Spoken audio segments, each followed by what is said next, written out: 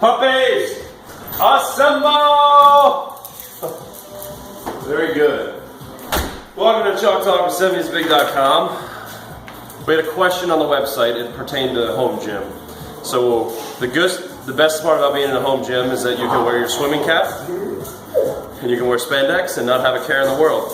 So I was explaining this person about our home gym and the products that I purchased and such. So I told him I'll make a video about it because then you can see what I'm talking about. So the first thing that I got a few years ago was a York Olympic weightlifting bar. So that's what this is. Weightlifting bars are a little different than power bars, like this, in that they're more whippy, to simplify it, and then they're a little bit thinner in circumference. So they're 28 millimeters. The power bar is 29 millimeters.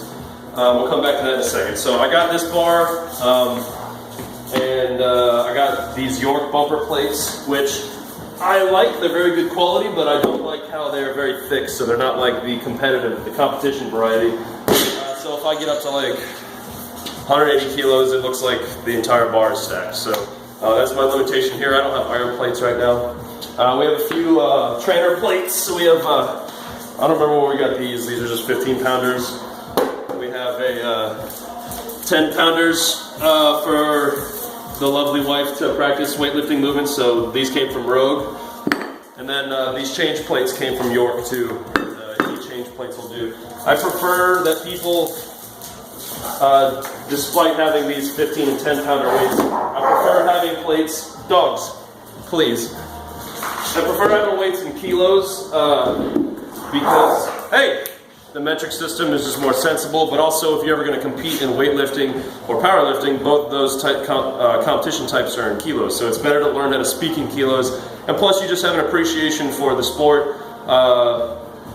And when you're watching it as a fan, you have an appreciation when you're saying you can speak kilos.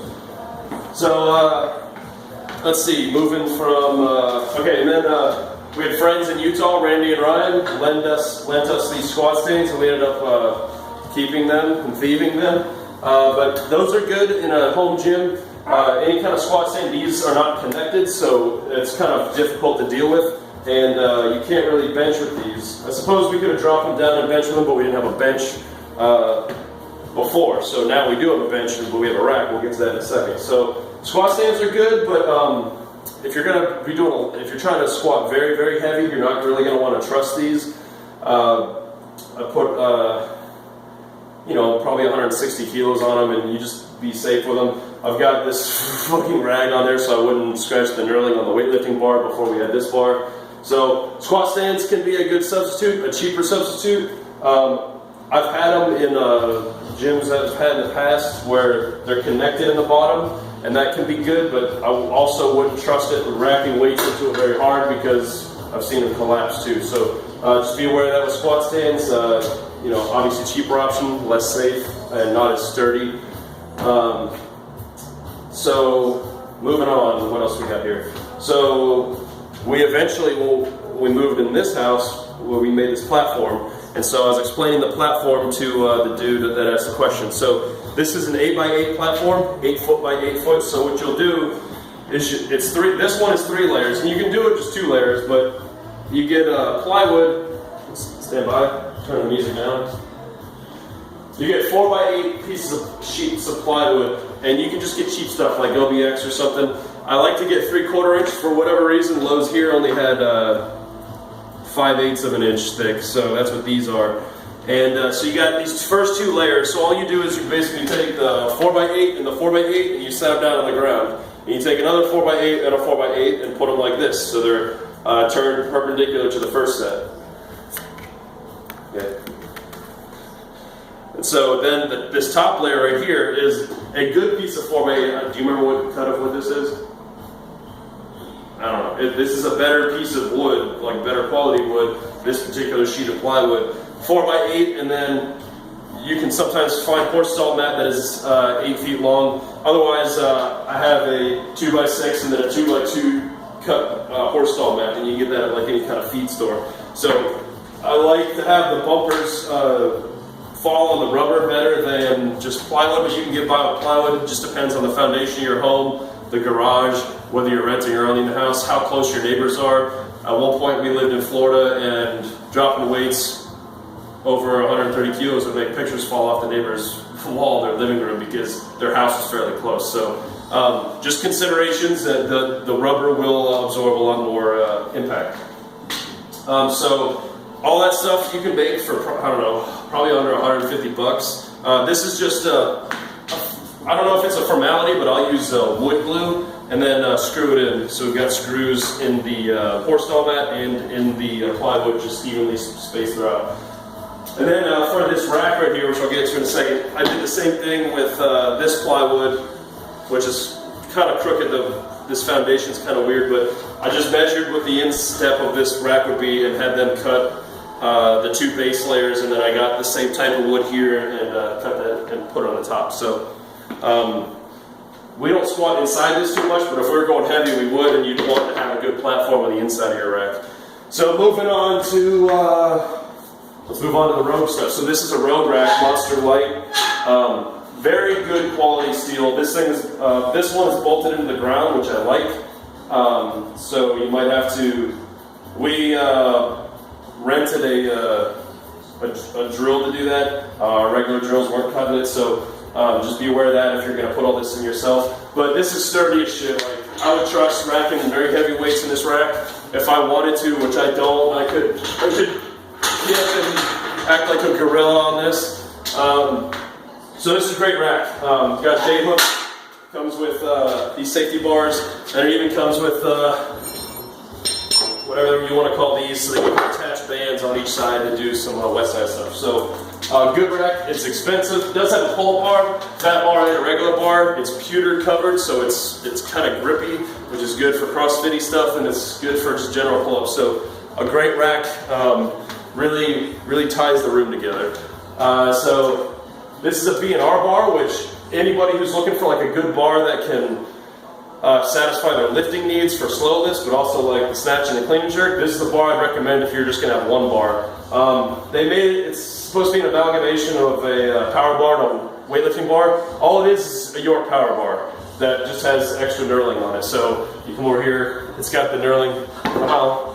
It's got knurling for a power bar and then a weightlifting bar, which are wider. So it's got a good knurling on it, and then comes nice and shiny, and then it'll oxidize over time and stuff like normal bars. So this is a really good bar. It'll spin well enough for snatching and clean and jerking, especially if you're more of an amateur, not an amateur, but you're not as experienced with good equipment and stuff. So this will definitely satisfy your needs, especially if all you're used to are kind of cheaper bars and like a CrossFit, just beater bars. So this is a good quality bar that'll probably run like right under 300 bucks. This rack is probably like a little over 700. I think it's worth it because this is essentially a cage, and cages are really expensive typically. What else we got? Good for making progress on linear progressions or female lifters. You can get baseball bat weights, 1 pound plates. It's a cheap option for a good steady progression. We apparently got some dumbbells at a yard sale or something. Do you know where we get these?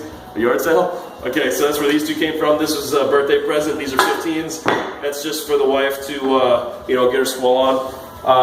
Dumbbells are obviously more expensive, so you can get those Bowflex things. I don't really care for them. I think they're going to break, but if that's the only option compared to a whole rack of dumbbells, then and you want to use dumbbells, but you can get by with a barbell in a home gym well enough. And then to supplement barbells, a really good option is to have a variety of these bands. So jump stretch bands, whatever, they're sold all over the place now that they're popularized in CrossFit with mobility and stuff.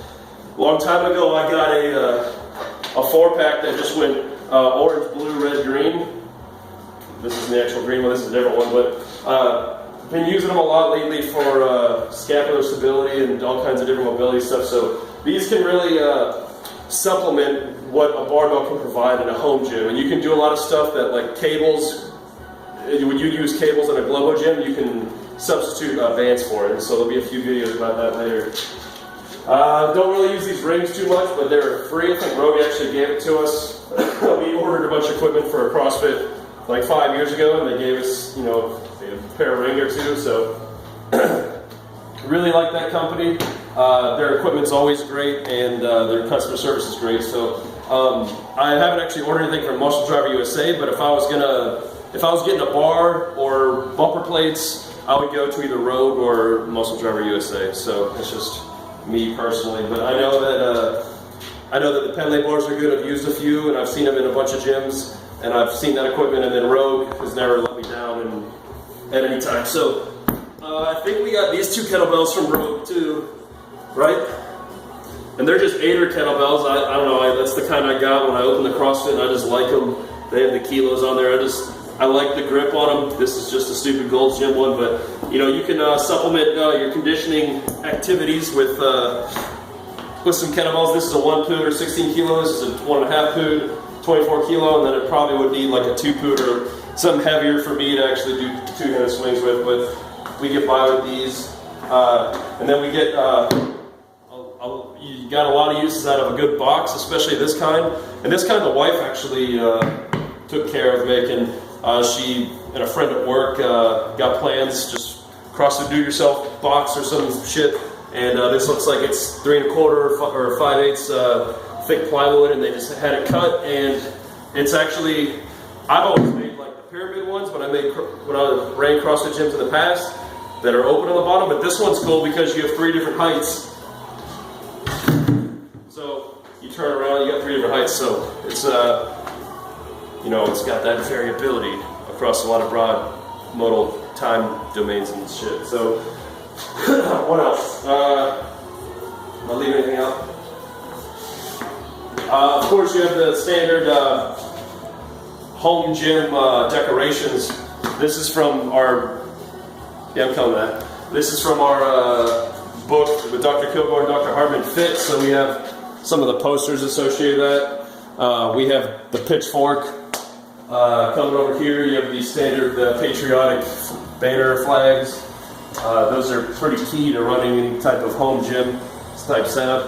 If you can get a good Aaron Kanekio to make you stencils from Gladiator or Terminator, nice night for a walk, then that's obviously necessary. Of course, getting a belt, but that's kind of goes hand in hand with training. I mean, you got lifting shoes. These are things that are necessary for training, so it shouldn't be unique to a home gym. You can get cones and stuff to do agility stuff.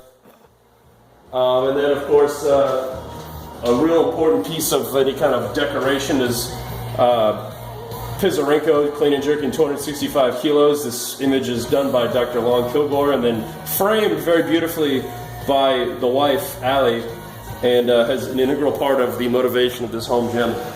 So, putting together a home gym, like the most costly part is going to be your bar and bumpers, depending on what kind of quality. Dog, get out of the food. There's a box of food over there. Look at her.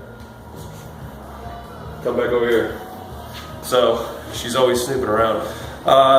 The most costly part is probably going to be your bar and bumpers, and then a rack if you're going to go rack.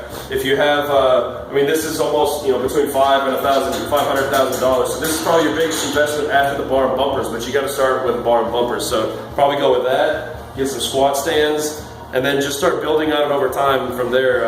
You really don't need a whole lot, much more than this. But when you talk about goodies and you talk about effective tools, you run into things like Lita getting on the bench. By the way, this bench is from Rogue. It's just a real simple bench, does an incline, fits the IPF parameters in USAPL, so thank you. Fits the parameters. It's a good, stable bench. No complaints about it. It's better than some of the stuff I've had in regular gyms. But coming over here, as far as toys go, this is essentially a Prowler made by Rogue. They call it the Butcher version 2.